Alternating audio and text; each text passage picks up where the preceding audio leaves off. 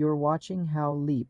Let's create your own Game Pass in Roblox now. First, you need a Roblox Premium subscription.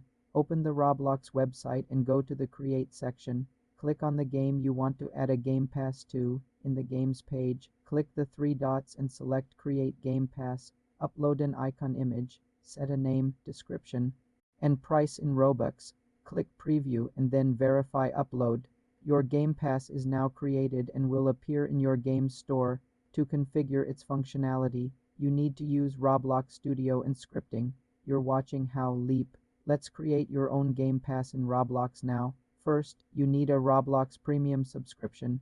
Open the Roblox website and go to the Create section. Click on the game you want to add a Game Pass to. In the Games page, click the three dots and select Create Game Pass.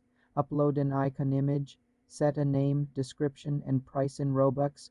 Click Preview and then verify upload.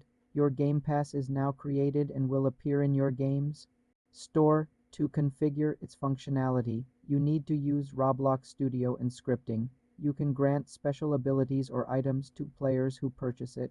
For more simple tech tutorials, subscribe to the channel.